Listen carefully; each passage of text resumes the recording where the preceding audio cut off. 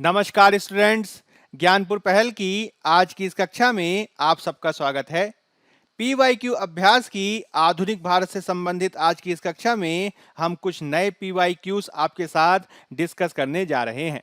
जैसा कि आप जानते हैं कि जो हमारी पीवाईक्यू अभ्यास की ये श्रृंखला है, उसके माध्यम से हम 1990 से लेकर अब तक के यानी लगभग 35 साल के जो आपके पीवाईक्यूज हैं, प्रीवियस ईयर क्वेश्चंस हैं, उनको डिस्कस करेंगे। और हमारा ये दावा है कि इन पीवाईक्यूज से आप 70% तक क्वेश्चंस प्राप्त कर सकते हैं। इस सीरीज के तहत आपको जो बताया गया है वो एक बार क्लियर है कि हम हिस्ट्री के पीवाईक्यू से शुरुआत किए हैं। इसके तहत हमने basically UPSC, UP, Uttarakhand, Bihar, Jharkhand, Madhya Pradesh, Chhattisgarh और राजस्थान पीसीएस के सभी क्वेश्चंस को कवर करने का एक लक्ष्य बनाया है। पीवाईक्यू अभ्यास की श्रृंखला में हम यूपीएससी के क्वेश्चंस को आपके साथ डिस्कस कर चुके हैं और इससे जो पिछली क्लास हुई थी उसमें हमने उत्तर प्रदेश और उत्तराखंड से पीवाईक्यू जो आए थे उससे संबंधित भी कुछ क्वेश्चन डिस्कस किए। बेसिकली मॉडर्न हिस्ट्री के जो आपके पीवाईक्यूज हैं उसमें हम 18वीं शताब्दी से संबंधित जो क्वेश्चंस हैं वह आपके साथ डिस्कस कर रहे हैं। इसकी पिछली क्लास को आप देख सकते हैं जिसमें हमने उत्तराखंड और यूपी पीसीएस के क्वेश्चन डिस्कस किए हैं। और चूंकि 18वीं शताब्दी में जो यूपी पीसीएस और उत्तराखंड के क्वेश्चंस हैं वो काफी बड़ी मात्रा में आए हैं, इसलिए उसी श्रृंखला को आज हम आगे बढ़ाएंगे। तो चलिए शुरू करते हैं। क्वेश्चन आपके समक्ष है। क्वेश्चन है, निम्नलिखित में से किसने दिल्ली में खगोलीय वेधशाला जिसे जंतर मंतर कहते हैं बनवाई थी? अकबर ने, शाहजहां ने, सूरजमल ने कि जयसिंह द्वितीय ने? तो खगोलीय वेधशाला या जंतर मंतर पर यह क्वेश्चन काफी पूछा जाता है और इसका आप उत्तर याद रख सकते हैं, वह हमारा जयसिंह द्वितीय। जयसिंह द्वितीय 18वीं शताब्दी के एक महत्वपूर्ण राजपूत शासक रहे हैं जिन्हें आमेर राज्य के एक मुख्य शासक के रूप में जाना जाता है। इनको महत्वपूर्ण रूप से याद किया जाता है जयपुर शहर की स्थापना के लिए, और इनकी जो एस्ट्रोनॉमी वगैरह है यानी खगोल शास्त्र वगैरह है उसमें काफी रुचि थी और इसी के लिए इन्होंने दिल्ली में खगोलीय वेधशाला बनवाई जिसमें खगोलीय परिघटनाओं से संबंधित गणनाओं को देखा जा सकता है। वहां पे आप सूर्य घड़ी देख सकते हैं, वहां पे आप विविध प्रकार के ग्रहों की गति के बारे में अनुमान लगा सकते हैं और इसी प्रकार के एस्ट्रोनॉमिकल ऑब्जर्वेशंस आप वहां देख सकते हैं।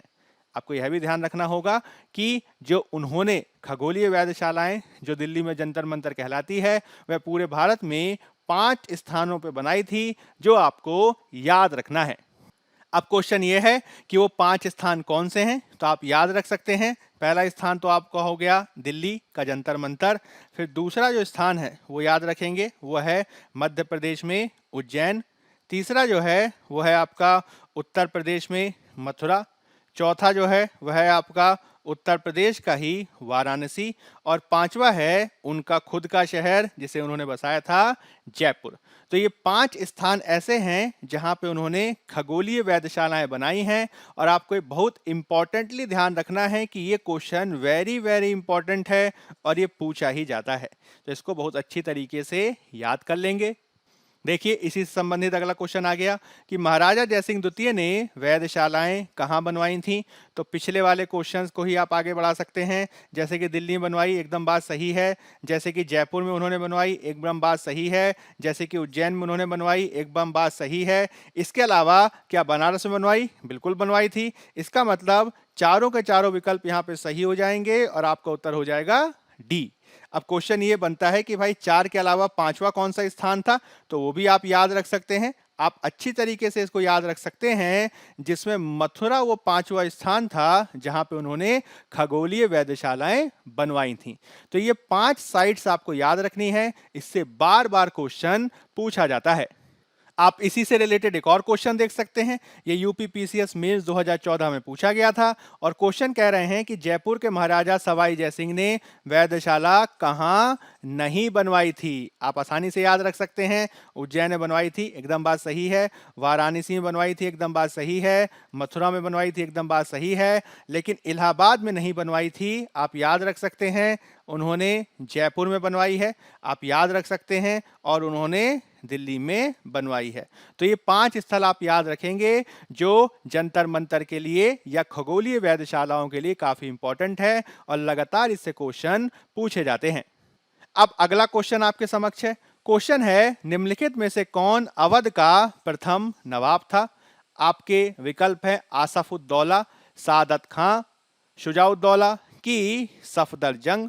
ये यूपी स्पेशल में भी आपसे क्वेश्चन आगे आने वाले टाइम में पूछा जा सकता है। आप याद रखेंगे, जब हम अवध के शासन की बात करते हैं तो अवध राज्य की स्थापना जो है वह लगभग 1722 के आसपास की गई थी, जिसमें महत्वपूर्ण रूप से आप याद रखेंगे कि उस समय जो मुगल शासक है वह आपका मोहम्मद शाह रंगीला है और उसका शासनकाल ऐसे रूप में महत्वपूर्ण रहा कि बहुत सारे नवीन क्षेत्रीय राज्यों की स्थापना उसके काल में देखी गई। इसमें अवध का जो संस्थापक था उसका नाम आप याद रख सकते हैं, वह था सादत खान, यानी यहां पे उत्तर हो जाएगा बी। 1722 में इसको अवध का सूबेदार नियुक्त किया गया था, जहां उसने अपने भतीजे, जो बाद में उसका उत्तराधिकारी बना, सफदरजंग के माध्यम से स्वतंत्र शासन किया। 1739 में जब उसकी मृत्यु हो गई तो उसका उत्तराधिकारी कौन बना? याद रख सकते हैं, सफदरजंग। और सफदरजंग का मकबरा जो है दिल्ली में है, जो काफी फेमस है, उसका नाम याद रखना है। क्यों? क्योंकि वह बादशाह का जो है वजीर बना था और इसी वजह से अवध के नवाबों को नवाब वजीर भी कहा जाता है। अगला क्वेश्चन आपके समक्ष है, निम्नलिखित में से कौन हैदराबाद के स्वतंत्र राज्य का संस्थापक था?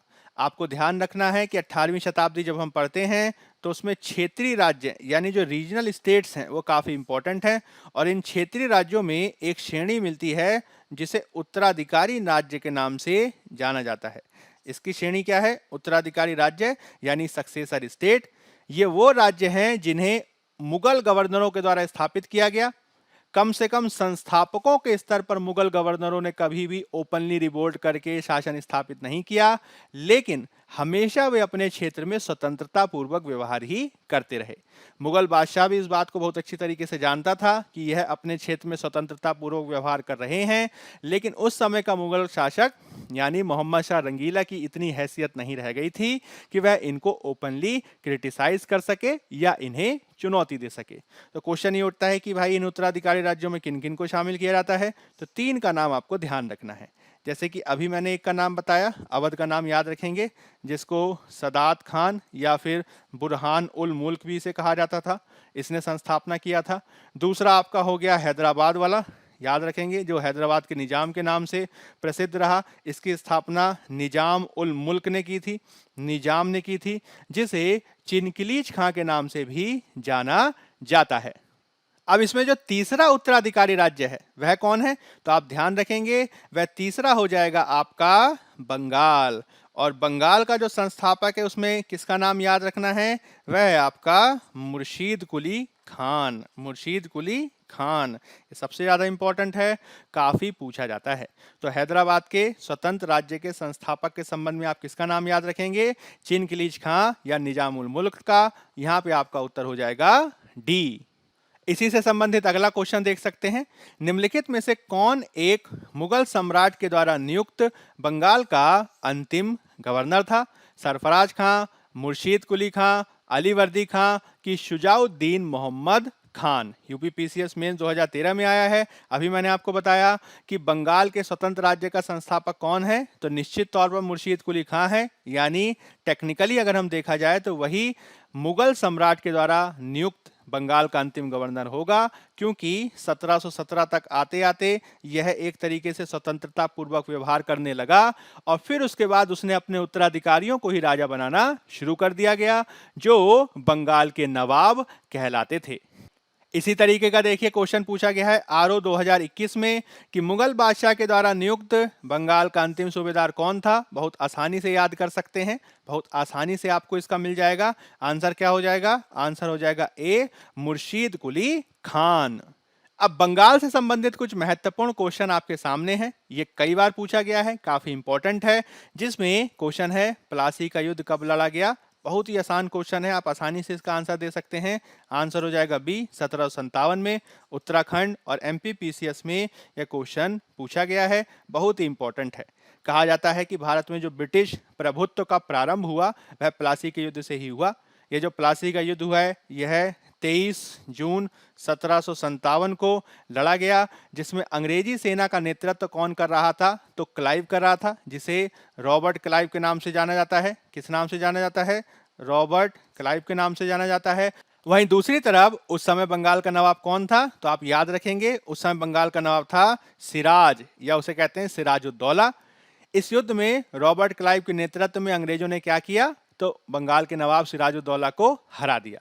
अब उसके हारने का एक बहुत बड़ा कारण यह था कि रॉबर्ट क्लाइव ने एक पूरा षड्यंत्र रचा था, जिसमें उसने नवाब की सेना के राजद्रोहियों को अपनी तरफ मिला लिया था, जिसमें मीर जाफर है, यार लतीफ है, राय दुर्लभ है, ये सब अंग्रेजों से मिल गए थे।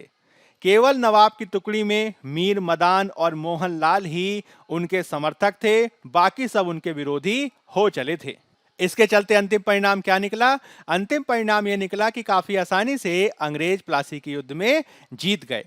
प्लासी के युद्ध से अंग्रेजों को काफी लाभ हुआ, जैसे कि बंगाल, बिहार, उड़ीसा जो है उस समय एक राज्य था, तो इससे उनको उस क्षेत्र में राजनीतिक प्रभुत्व स्थापित करने में महत्वपूर्ण रूप से मदद मिली। इस युद्ध ने वस्तुतः भारत में ब्रिटिश साम्राज्य की नींव डाली और ब्रिटिश साम्राज्य की इसे पहली निर्णायक सफलता माना जाता है। हालांकि इससे ज्यादा निर्णायक जो युद्ध था वो 1764 का बक्सर का युद्ध माना जाता है, जिसने वास्तव में जो प्लासी के युद्ध से परिणाम जो लाभ थे, जो लाभ हमें प्राप्त हुए प्लासी के युद्ध से, उनको और ज्यादा कंसोलिडेट कर दिया था। इसलिए ये भी कहा जाता है कि प्लासी से ज्यादा निर्णायक युद्ध बक्सर का युद्ध है, जिसने वास्तव में भारत में ब्रिटिश प्रभुसत्ता को स्थापित किया है। तो ये चीज आप ध्यान रखेंगे। यहां पे आपका आंसर हो जाएगा बी। देखिए इसी से रिलेटेड कितना आसान क्वेश्चन है कि सिराजुद्दौला क्लाइव के द्वारा किस युद्ध में पराजित हुआ था? अभी मैंने आपको बताया। आंसर क्या हो जाएगा? आंसर हो जाएगा आपका ए, प्लासी।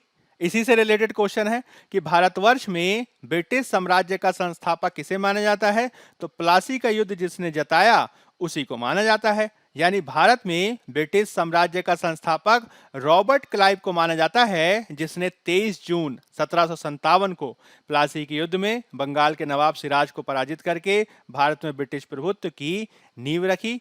इस रूप में यहाँ पे सही उत्तर क्या हो जाएगा? सही उत्तर हो जाएगा सी, रॉबर्ट क्लाइव। अब इसी से संबंधित अगला क्वेश्चन पूछा गया है जो 2009 में आया था। पूछा गया कि किसे स्वर्ग से उत्पन्न सेना नायक कहा गया?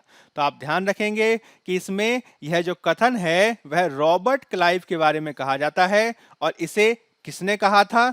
तो विलियम पिट नाम के एक व्यक्ति थे, उनके द्वारा ये कहा गया था। विलियम पिट जो है बाद में ब्रिटेन के प्रधानमंत्री भी रहे। और विलियम पिट का ये कथन है कि क्लाइव वास्तव में स्वर्ग से उत्पन्न सेना नायक था, उसे एक हेवन बॉर्न जनरल कहा जाता है।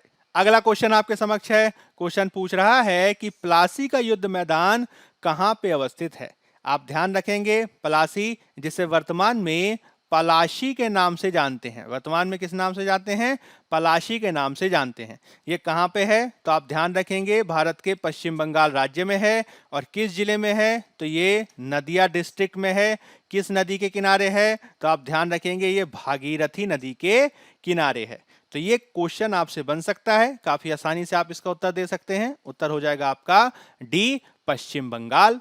अगला क्वेश्चन आपके समक्ष है, सबसे अधिक निर्णायक युद्ध जिसने अंग्रेजों के भारत में प्रभुत्व को स्थापित किया कौन सा था? अभी मैंने आपको बताया 1757 का जो प्लासी का युद्ध है वह भारत में ब्रिटिश प्रभुत्व का प्रारंभ माना जाता है। लेकिन जो 1764 का 1764 का जो आपका बक्सर का युद्ध है, उसने वास्तव में प्लासी के रिजल्ट्स को और ज्यादा कंसोलिडेट कर दिया। जो 1764 का बक्सर का आपका युद्ध है वह 22 अक्टूबर 1764 को लड़ा गया, जिसमें अंग्रेजों ने मीर कासिम जो उस समय बंगाल का नवाब था, अवध का नवाब शुजाउद्दौला और दिल्ली का जो मुगल सम्राट था शाह आलम द्वितीय, उनकी सम्मिलित सेना को हराया था। इस युद्ध में जो अंग्रेजों की कमान थी वह हेक्टर मुनरो के हाथ में थी। और इससे हुआ क्या कि प्लासी से जो उनको लाभ मिले थे उसके डिसीजंस पर, उसके लाभों पर मोहर लग गई और अब भारत में अंग्रेजों को चुनौती देने वाला कोई नहीं था। उसके बाद रॉबर्ट क्लाइव ने 1765 में जो इलाहाबाद की संधि की है, उसके माध्यम से बंगाल, बिहार और उड़ीसा के जो रेवेन्यू राइट्स हैं वो अंग्रेजों के हाथ में आ गए। और एक तरीके से भारत के पैसे का इस्तेमाल करके ही उन्होंने भारत को जीतना शुरू कर दिया। तो यहाँ पे सही उत्तर क्या हो जाएगा? काफी इजी है, ए बक्सर का युद्ध। अगला क्वेश्चन आपके समक्ष है, अंग्रेजी ईस्ट इंडिया कंपनी के द्वारा लड़े गए युद्धों में कौन सबसे ज्यादा निर्णायक है? बिल्कुल आसान, बहुत आसान, अच्छा आसान। आंसर क्या है? आंसर है ए बक्सर की लड़ाई। फिर वही क्वेश्चन पूछा गया, निम्नलिखित में से कौन सा युद्ध भारत में अंग्रेजों के आधिपत्य की दृष्टि से सबसे महत्वपूर्ण माना जाता है? बिल्कुल आसानी से आंसर देंगे, आंसर हो जाएगा ए बक्सर। अगला क्वेश्चन आपके समक्ष है, ये क्वेश्चन बहुत अच्छा है, जिसमें आपसे पूछा गया है कि बक्सर की लड़ाई के समय बंगाल का नवाब कौन था? याद रखेंगे, बक्सर की लड़ाई हुई है 1764 में, और इस समय तक स्थिति ये हो गई थी कि अगर हम कहानी से शुरू करें तो 1757 में अंग्रेजों ने क्या किया? प्लासी जीत लिया, और उस समय जो बंगाल का नवाब है वो कौन है? तो वो सिराजुद्दौला है। सिराजुद्दौला को हरा दिया गया, बाद में उसको मार दिया गया, और अंग्रेजों ने अपने सहयोगी मीर जाफर को क्या किया? तो नवाब बना दिया। नवाब जो बना तो वह अंग्रेजों के इशारे पे काम कर रहा था। उसने 1757 से लेकर 1760 तक शासन किया। हालांकि 1760 तक आते आते अंग्रेज उससे त्रस्त हो चुके थे, अंग्रेज उससे बहुत ज्यादा खुश नहीं थे। तो हुआ क्या कि 1760 में मीर जाफर को उसके पद से हटा दिया गया और मीर कासिम नाम के व्यक्ति को नवाब बनाया गया। किसको बनाया गया? मीर कासिम नाम के व्यक्ति को नवाब बनाया गया। अब अंग्रेज जितना सोच रहे थे उससे कहीं ज्यादा मीर कासिम जो है योग्य निकल गया, और उसने जो है अंग्रेजों की अवहेलना करनी शुरू कर दी। तो कुल मिला के ये परिणाम निकला कि 1763 तक आते आते मीर कासिम की लड़ाई हो जाती है अंग्रेजों के साथ, और अंग्रेज उससे कई युद्धों में, छोटे छोटे युद्धों में पराजित करते हैं, जिससे वो बंगाल छोड़कर भागने को विवश होता है। बाद में वह जो है भागकर अवध चला जाता है, जहां उसकी मुलाकात अवध के नवाब शुजाउद्दौला और मुगल सम्राट शाह आलम सेकंड से होती है। तीनों मिलकर प्लान बनाते हैं कि चलो अंग्रेजों का सामना करें, और इस तरीके से 1764 में जो बक्सर का युद्ध होता है उसमें बंगाल का नवाब मीर कासिम, इसके अलावा अवध का नवाब शुजाउद्दौला और मुगल सम्राट शाह आलम सेकंड की सेनाओं का सामना अंग्रेजों से होता है, जिसका नायक कौन था? तो हेक्टर मुनरो था। लेकिन यहाँ पे क्वेश्चन है कि भाई बंगाल का नवाब उस समय कौन था? तो जैसा कि मैंने आपको बताया कि चूंकि 1763 तक आते आते मीर कासिम के साथ अंग्रेजों की लड़ाई हो गई थी, और मीर कासिम को उन्होंने वहां से एक तरीके से कह सकते हैं वो भागने पर विवश कर दिया था। तो मीर कासिम के जाने के बाद अंग्रेजों ने फिर से मीर जाफर को जो है बंगाल का नवाब बना दिया था। तो बक्सर की जब लड़ाई हुई उस समय अंग्रेजों ने बंगाल का नवाब किसको बना रखा था? तो मीर जाफर को बना रखा था। ये इंपॉर्टेंट बात है जो आपको ध्यान रखनी है। ये काफी अच्छा क्वेश्चन है, आपको कंफ्यूज कर सकता है। अगला क्वेश्चन आपके समक्ष है, निम्नलिखित में से जिस एक शासक ने ईस्ट इंडिया कंपनी को दीवानी प्रदान की थी वो कौन था? फर्रुखसियर, शाह आलम फर्स्ट, शाह आलम सेकंड की शुजाउद्दौला? तो आप अभी मैंने आपको बताया 1764 में बक्सर का युद्ध हुआ, और इसमें कौन कौन हारा? तो बंगाल का जो नवाब रहा था मीर कासिम वो हारा, इसके अलावा अवध का नवाब शुजाउद्दौला हारा, और जो मुगल सम्राट शाह आलम सेकंड था वो हारा।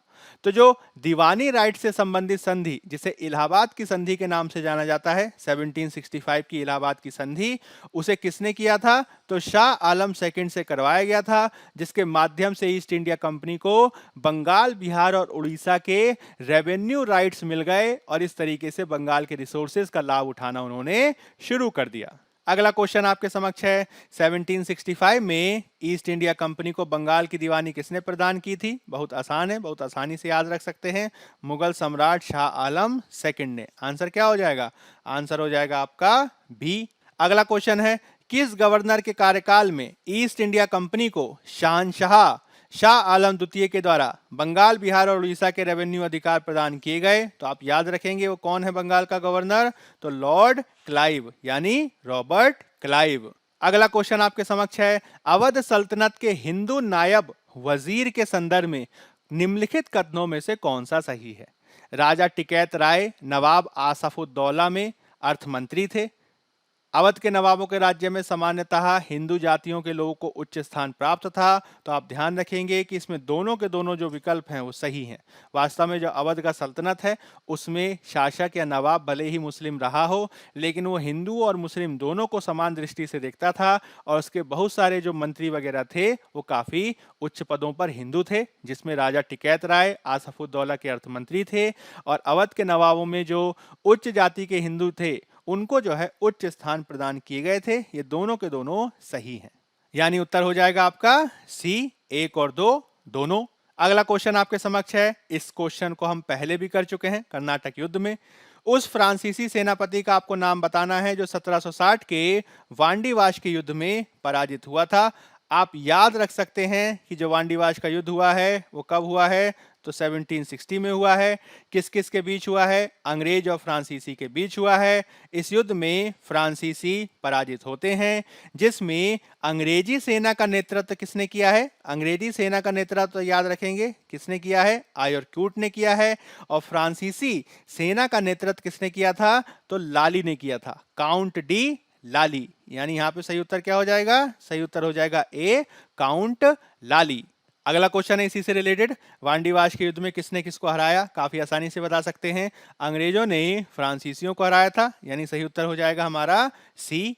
अगला क्वेश्चन आपके समक्ष है। निम्नलिखित में से किसने भारत में अंग्रेजों का सबसे ज्यादा विरोध किया। तो आप याद रखेंगे उस समय अंग्रेजों को जो सबसे बड़ी चुनौती दे सकने की स्थिति में थे वो निश्चित तौर पर मराठे ही थे, जो एक अखिल भारतीय शक्ति होने का दावा कर रहे थे।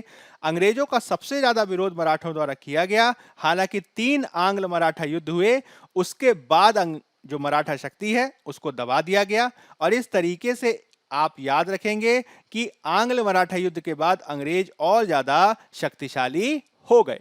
अगला क्वेश्चन आपके समक्ष है। पूछ रहा है कि रणजीत सिंह के राज्य में सम्मिलित था, यानी कौन कौन सा क्षेत्र है, सम्मिलित है। आप याद रखेंगे रणजीत सिंह जी का जो राज्य है वो मुख्य रूप से आज का जो पंजाब स्टेट है वहां के क्षेत्र में था, जिसमें भारत वाला और पाकिस्तान वाला पंजाब शामिल है। इसमें बड़े पैमाने पर जो आज का जम्मू कश्मीर लद्दाख का क्षेत्र है उसको भी शामिल किया जाता है, यानी श्रीनगर उनके राज्य में ही सम्मिलित था। ये आपको ध्यान रखना है। रणजीत सिंह जी का जो जन्म है वो कब हुआ था, तो लगभग 1780 में उनका जन्म हुआ था। और उनका जो आप कह सकते हैं एक तरीके से जिन क्षेत्र में उनका जन्म हुआ, पंजाब का क्षेत्र, वो काफी इंपॉर्टेंट है, जिसमें उस समय मिसलों का राज हुआ करता था। तो आप ये भी याद रखेंगे कि वो कौन सी मिसल से संबंधित थे, तो वो इंपॉर्टेंट है सुकर चकिया मिसल। सुकर चकिया मिसल ये जो है एक महत्वपूर्ण मिसल है। ये एक प्रकार का प्रोटो स्टेट है, यानी आद्य राज्य का उदाहरण है, जिसमें गांव या गांवों के समूह शामिल हुआ करते थे। और ये एक तरीके का कहा जाता है सैनिक ब्रदरहुड, सैनिक भ्रातृत्व भाव पर आधारित जो है एक संस्था थी, जो एक तरीके से सिखों ने स्थापित की थी ताकि वो होने वाले विदेशी आक्रमण, दूसरे प्रकार की आंतरिक अशांति से खुद को बचा सके। तो इसी सुकर चकिया मिसल के जो मुखिया थे महासिंह, उनके यहाँ रणजीत सिंह का जन्म हुआ था 1780 में। और आपको ध्यान रखना है कि महज 13 वर्ष की आयु में ही, महज 13 वर्ष की आयु में ही जो है वह इस मिसल के प्रधान बन गए थे। और 1793 से लेकर जब तक उनकी मृत्यु नहीं हो गई 1839 तक उन्होंने पंजाब के क्षेत्र पर, हिमाचल प्रदेश के एक बहुत बड़े क्षेत्र पर, इसके अलावा जम्मू कश्मीर लद्दाख के क्षेत्र पर राज किया। उन्होंने एक बहुत बड़े क्षेत्र को भी जीता था, जिसमें मुल्तान उन्होंने जीता, कश्मीर उन्होंने जीता, और यहां तक कि अफगानिस्तान के क्षेत्र पेशावर पर भी उनका अधिकार था। अब इसी से संबंधित क्वेश्चन देख सकते हैं। रणजीत सिंह किस मिसल से संबंधित थे, काफी आसानी से इसका जवाब दिया जा सकता है। आपका आंसर क्या हो जाएगा, आपका आंसर हो जाएगा ए, सुकर चकिया मिसल। अगला क्वेश्चन है, महाराजा रणजीत सिंह के राज्य की राजधानी क्या थी। तो आप ध्यान रखेंगे जो रणजीत सिंह जी की राजधानी थी वह थी लाहौर। और इसमें 2 प्रकार के शहरों की आपको ध्यान रखना है। लाहौर जो थी वो कहा जाता है उनकी पॉलिटिकल कैपिटल थी, राजनीतिक राजधानी, जो एक तरीके से राजधानी है। लेकिन आपको ध्यान रखना है कि उनका जो है अमृतसर के क्षेत्र पर भी नियंत्रण था। और अमृतसर जो है उस समय एक कल्चरल कैपिटल के रूप में जानी जाती थी। लेकिन राजनीतिक राजधानी क्या है, लाहौर है। इसमें आप ध्यान रखेंगे कि मुख्य रूप से इसका अधिकार उन्होंने तब हासिल किया था जब 1798 में अफगानिस्तान का शासक जमान शाह पंजाब पे हमला करता है। किसी कारणवश उसे वापस जाना पड़ता है और उसकी तोपें चिनाब नदी में गिर जाती हैं।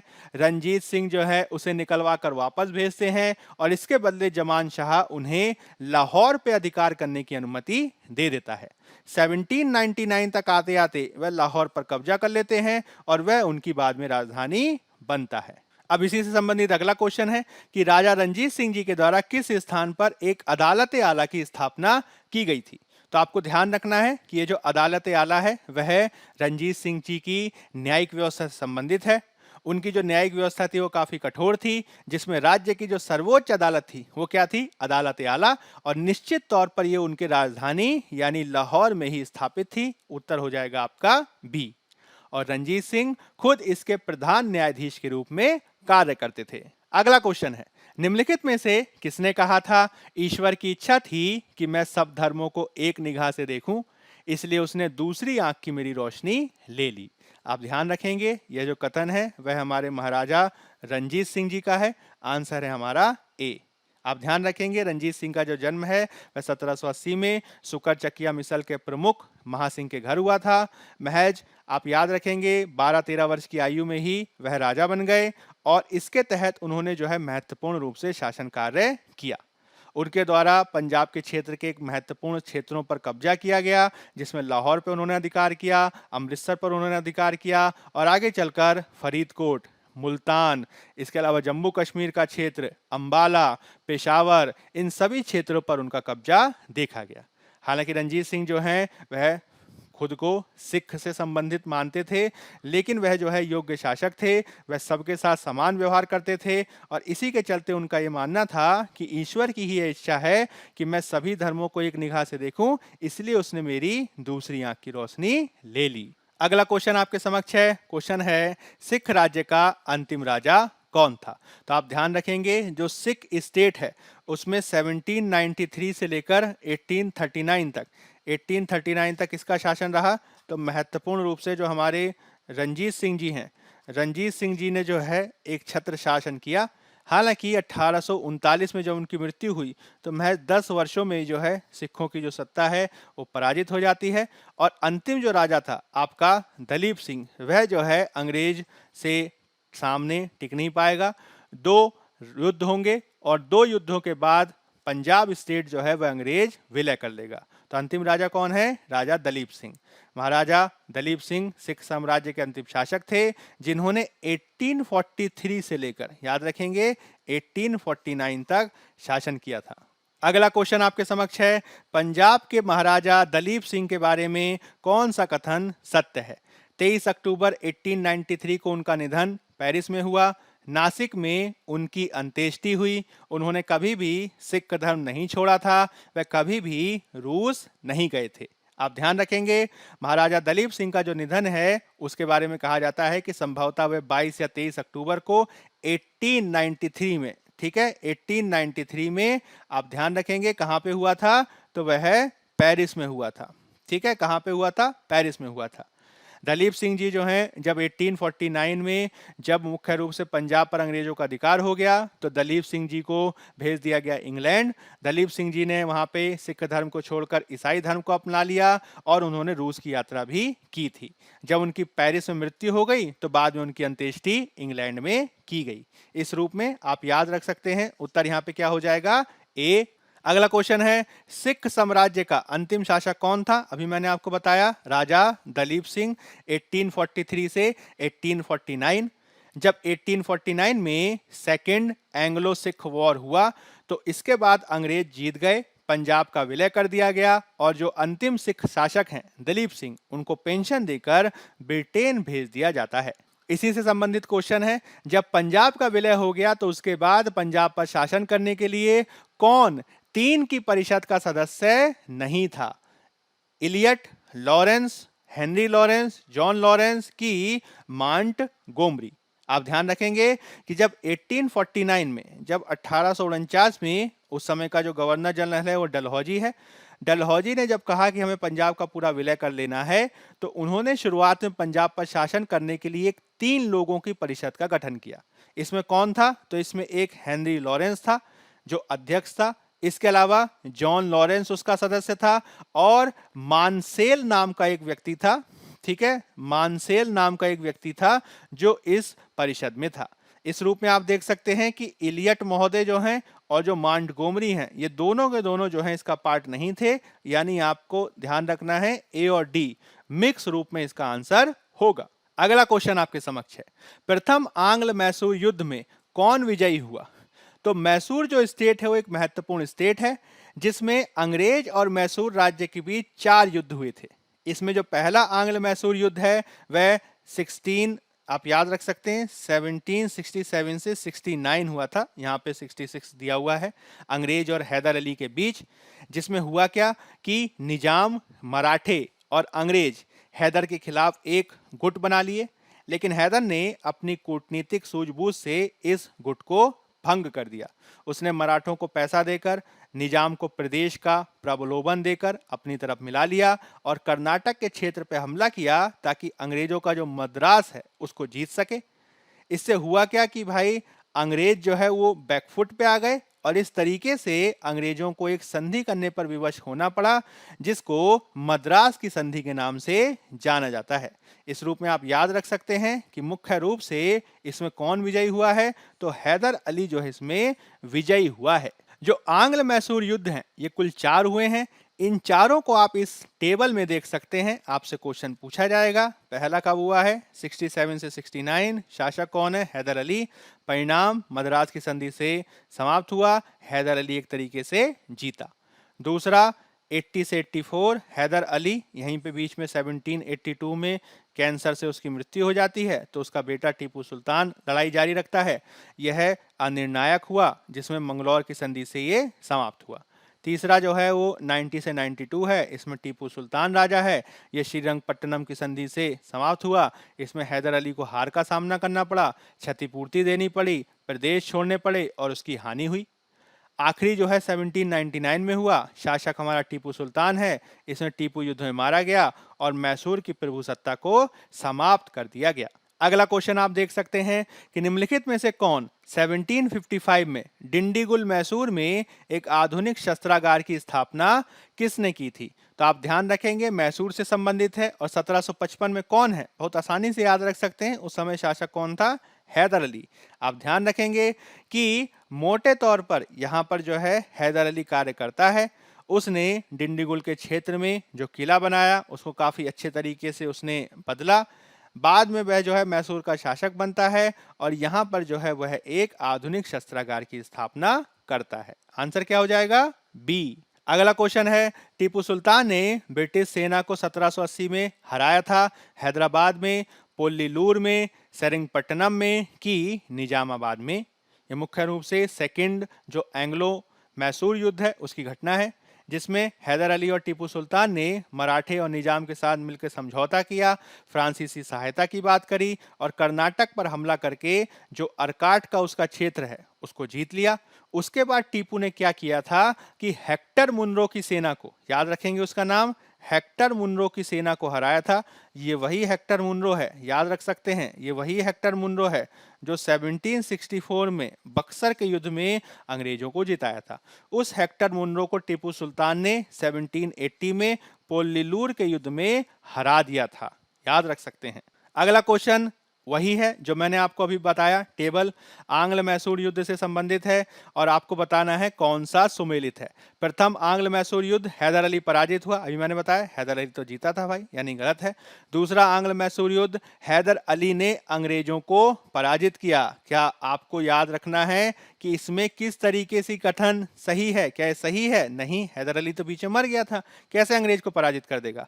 तीसरा आंग्ल मैसूर युद्ध, टीपू सुल्तान युद्ध जीता और अपना भूभाग अंग्रेज को नहीं दिया, गलत है। टीपू सुल्तान हारा था, सेरिंगपट्टनम की संधि में उसको पैसा देना पड़ा था, क्षेत्र देना पड़ा था, यानी तीनों आपका सही नहीं है, यानी चौथा सही हो जाएगा। चौथा आंग्ल मैसूर युद्ध, टीपू पराजित हुआ और दिवंगत हो गया, यानी मृत्यु को प्राप्त हुआ, यानी उत्तर क्या हो जाएगा? उत्तर हो जाएगा हमारा डी।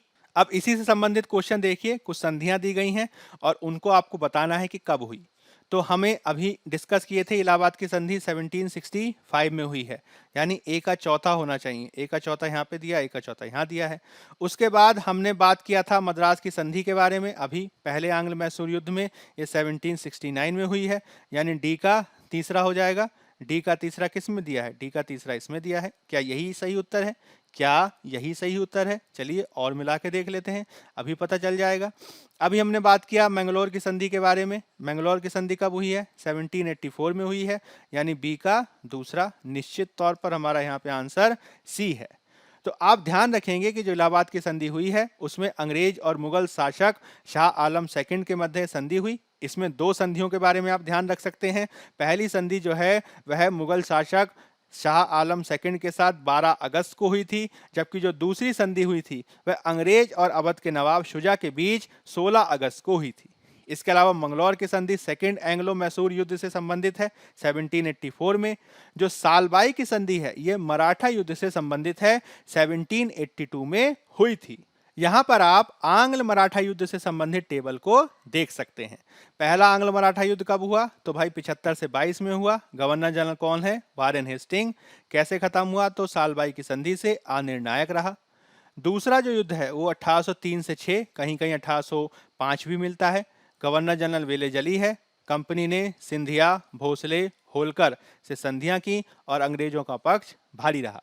तीसरी जो है वो 1718 में हुआ। लॉर्ड हेस्टिंग गवर्नर जनरल है। मराठे पूरी तरीके से हार गए और पेशवा के जो क्षेत्र थे वो ब्रिटिश भारत में विलीन कर लिए गए।